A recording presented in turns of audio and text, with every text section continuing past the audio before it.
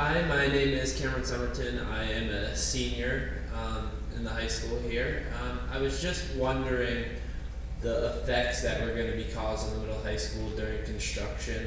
I know there won't be too many effects on the elementary school where it's on a different campus, but the effects on student parking, teacher parking, what's going to be the plan when if everything goes to plan, where people are going to be when the construction starts. It's great you asked that. Gordon or Brad want to talk about staging? We're going to tag team that one. Great question.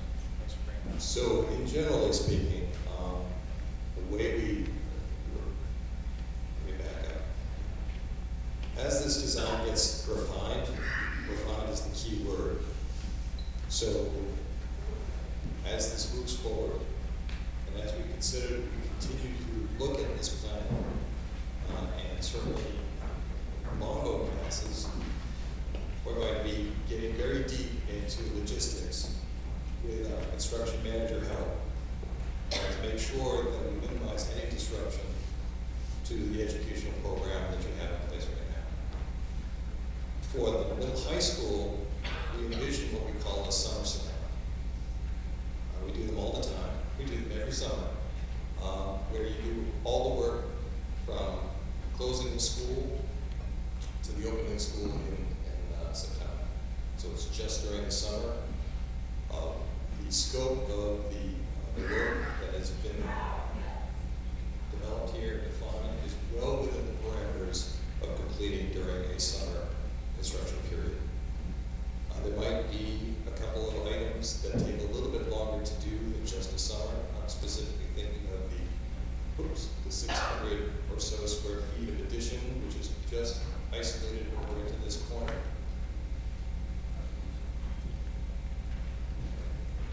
So I'm going to let Matt Wheaton from DEW, they are a construction management firm, as well as our estimators, and he can be a little bit informed. I'm assuming more important. This will probably take a couple of summers. We'll do one summer, the educational side, and then we will tie into the two buildings and do the renovations the second summer. So, one of the things I've been thinking about is really just this link, the separation.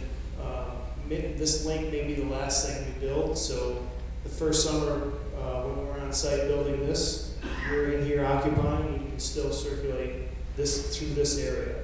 The parking may go away, but you'll still be able to come through here and park out back and then drive back out through. So we're gonna obviously have a presence on site, but we'll be completely separated so that you can still have access and full use of your facility.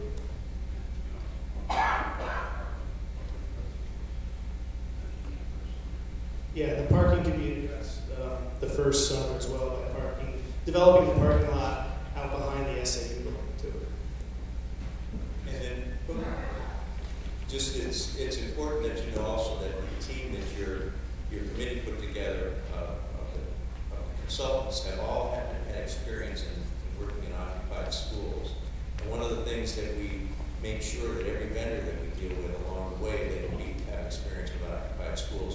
And part of what my job is during this process is to make sure that we coordinate on a daily basis what's going on at the actual school. So, for example, in the spring you have a national test that you take that lasts 3 days. We know about that. We won't have a lesson going on during that time.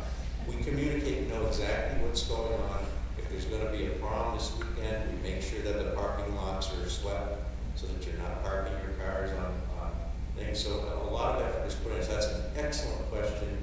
And that's the first one that your actual team here asked was, what's the experience does everybody have with occupied schools? And we'll only have vendors that know how to work in occupied schools here. Just one question that came up during that. If we're halfway through a construction period and we're going into a new school year, the safety of students on campus of a building being half finished. Good question. I'll answer on slowly. Basically, we will segregate the buildings so that you're fully protected at all times. In other words, here's an example. If we were going to be putting new heating units on the top of this building. As part of this will be renovation, so we're going to put a new heating unit on top of this building. It arrives, and school's in session. We won't put it on the building today. We won't have a crane lifting up over this building and setting something down, knowing that anybody's underneath it. We would do that on a weekend if it happened along like that. If it happens to be a weekend that you've got a basketball tournament going on in this room, we don't do it that weekend. So I don't mean to oversimplify it, but there's a lot of coordination that's done. Your safety is the most important thing, along with the education as the building's going to turn out. But during the construction, everybody's job is safety. And also to make sure that you can get your academic training in without us interfering with you. So again, excellent questions, but you don't have to worry about that. That's for us to come in and make sure it's fenced properly, it's signed properly. By signage, I mean it's going to tell you where to drive differently because you're going to come in and the driveway's going to be different. Okay, so keep asking that. Yeah, thank you very much. Thanks for bringing that up. So, this is a check. Democracy is a team sport, and we've been at this as a team for 2 hours and 15 minutes. Not seeing a whole lot of motion at all in the crowd. I just want to make sure we're getting to any last questions at this point. But tonight, there's a side question. What was the pricing for last year? That was $26 million. That was ripping the existing building basically down to brick and starting over and then putting an addition on it and a new road that's required for safety. So a very different plan. We feel a much more compelling value than what was brought forward last year, which is a revision of what was brought forward years before. So if there are any other voices to be heard, we want to hear them, but we also want you to know it's only early December. We got a long way till March 10th. We just really got to this plan. There's more refinement, there's more drawings, interior drawings. All of that is going to start to really flow. Keep checking the website. The key thing is the January 15th meeting. There's one next week is important where we bring this, but you're going to hear a lot of the same things. Really not going to hear a lot of new things. We'd love to have an overflow crowd. January 15th, strongly encourage attendance. Or at least watch the video of the meeting after. They're all posted on the site. With Mindy's support, we're going to look at having some informal small group time in the library, getting some hours where we're available to ask questions. Speaking up at a forum is a hard thing to do, and we respect that there's probably lots of questions and voices, that if you weren't in a giant gym full of people you don't know or people that you do know, that you would be more comfortable speaking. So we're going to work on making ourselves available to just come in casually and one-on-one or small group. We can talk about having, if there's a group of folks that are interested, setting up a meeting, we can make this work so that you're getting the resources that you need. We work really hard with these forums, but we totally understand very few rational adults are going to feel confident standing up in a room and asking a question or making a challenge or something else. So great for the people who spoke, but we do want to hear all the voices. So emails, meetings, library, we'll figure it out together. There's a lot more information to come now that we have a plan. We want to keep hearing from you. Yeah, just before we leave, I heard the number come up from last year, 26 million.